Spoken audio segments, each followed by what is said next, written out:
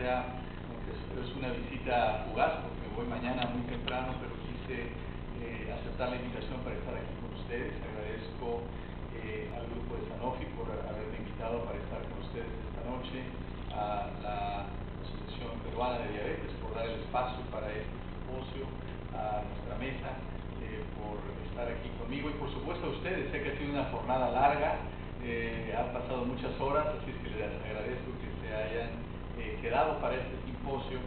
Y lo que quiero hacer en estos minutos es hablar un poco de un aspecto que para todos es muy importante, y es el tratamiento con insulina en nuestros pacientes, sobre todo en el paciente con diabetes tipo 2. Y si bien es cierto que eso es algo de lo que todos hemos hablado, hay algunos puntos que me parecen fundamentales que quiero revisar con ustedes, porque creo que hay algunos elementos que tenemos que rescatar en relación a lo que hacemos con nuestros pacientes en el área de la insulinoterapia.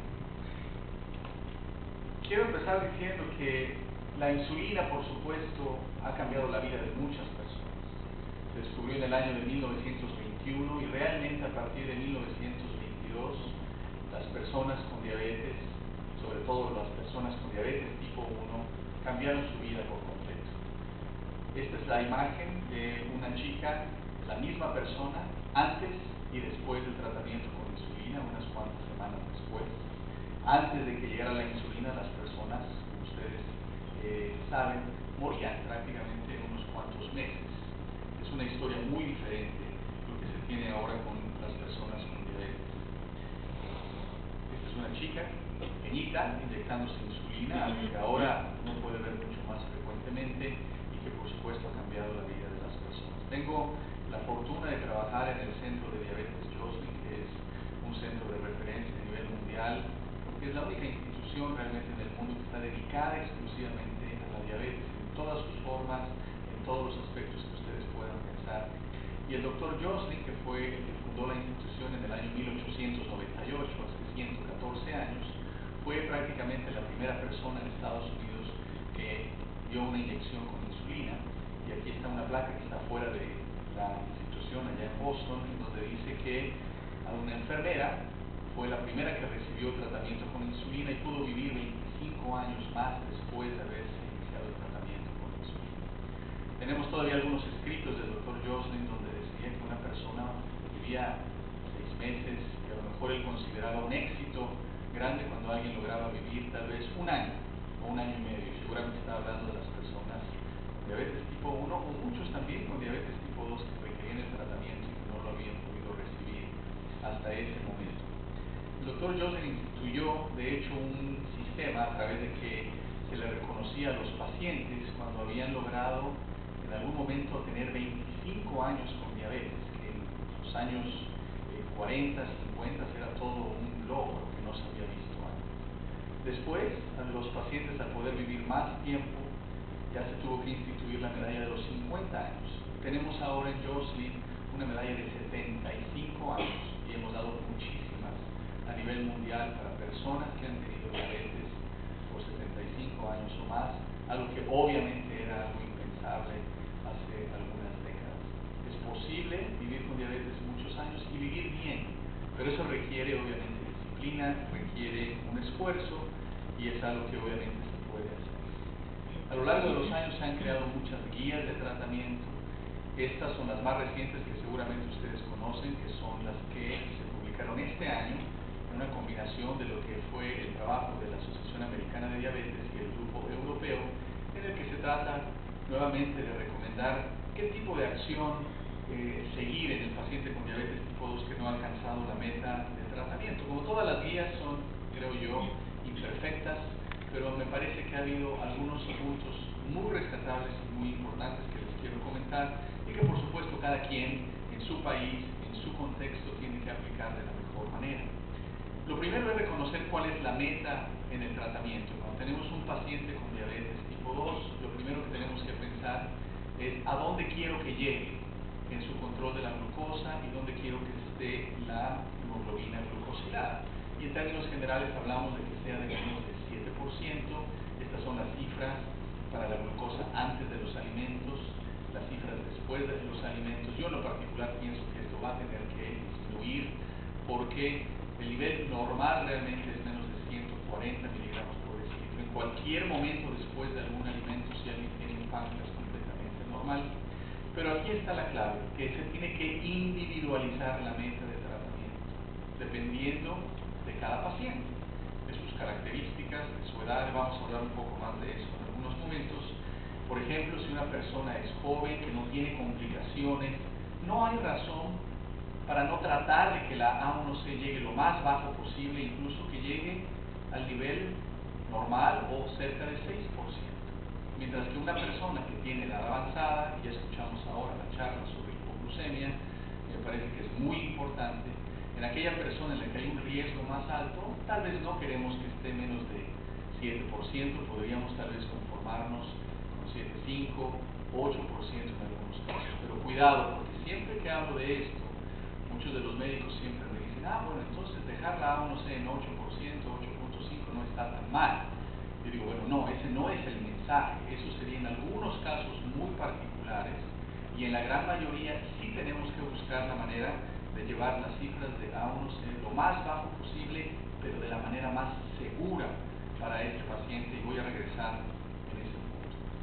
En estas nuevas guías, para mí esta es la tabla que tiene más importancia, porque es la que nos dice qué tan estricto debe ser el control en cada paciente, es decir, qué tan bajo el nivel de la A1C, dependiendo de ciertas características. Por ejemplo, vamos a ser más estrictos o menos estrictos en el control de acuerdo con cada una de estas características. Por ejemplo, si un paciente tiene una actitud positiva para controlar su enfermedad y es capaz de seguir nuestras indicaciones, pues podemos pensar en que podemos buscar una meta de tratamiento más estricta, es decir, la A1C más baja, que el paciente está motivado, se adhiere a su tratamiento, etc.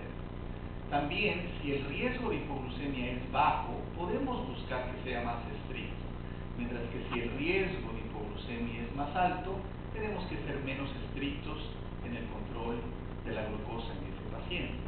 Si la duración de la enfermedad es realmente muy corta en el paciente recién diagnosticado, podemos intentar un control más estricto, mientras que de acuerdo con los resultados, por ejemplo, con el estudio ACCORD, que ya también se comentó, aquellos pacientes con una evolución muy larga de la diabetes, con más complicaciones, podemos ser menos estrictos. En fin, hay una serie de elementos que nos dicen que tal vez no todos tienen que llegar al mismo nivel, tenemos que individualizarlo.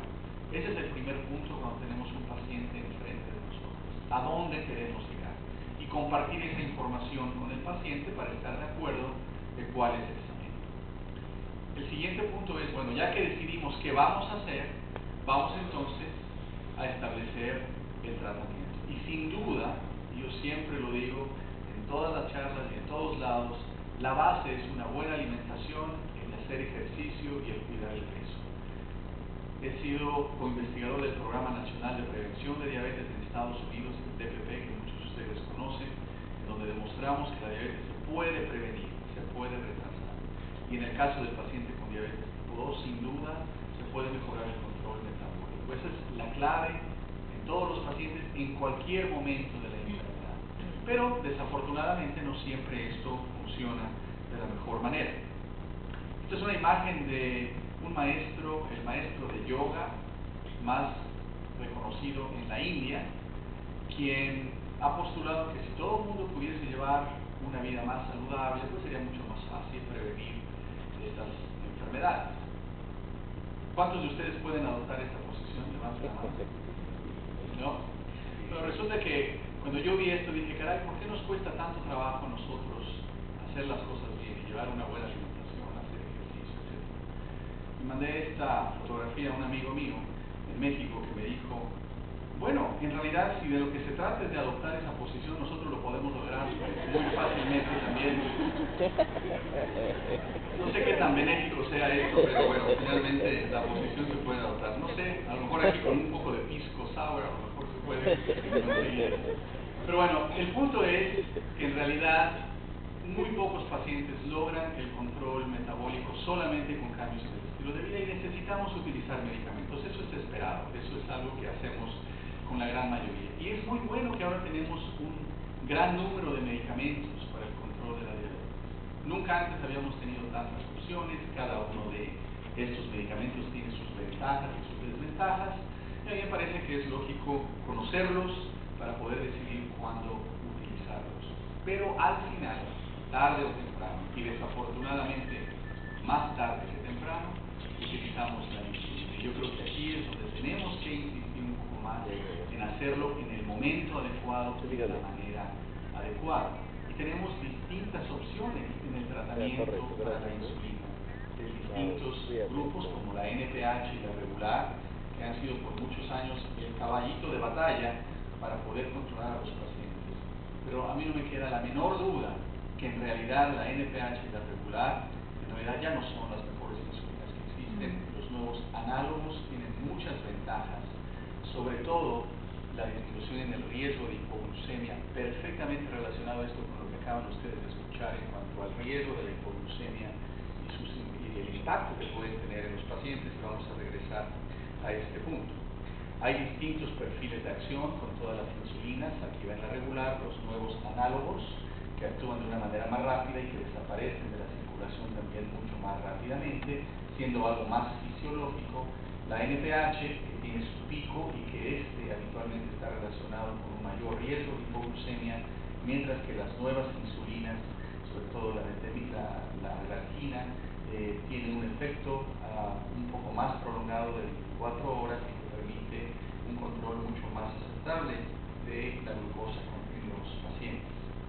Entonces, lo primero es, ¿cuál es el paciente que requiere insulina? El paciente con diabetes tipo 2. Bueno, si tienen ustedes un paciente con hiperglucemia significativa, y aquí hay cierta controversia, ¿qué es eso? 250, 300, 500, ¿qué es hiperglucemia significativa? Yo diría aquella que está acompañada de síntomas típicos de descompensación, como puede ser poliuria, polidipsia, pérdida de peso, etc. Y cada quien es diferente, puede lograrse o puede presentarse esto en distintos momentos, pero aquel paciente que está descontrolado de manera aguda, yo creo que no hay duda que ese paciente requiere utilizar insulina en ese momento. Ahora, una vez que se controla la hiperglucemia y la glucotoxicidad, puede ser que ese paciente pueda regresar a los medicamentos orales o puede incluso suspenderse en algunos casos el tratamiento con insulina.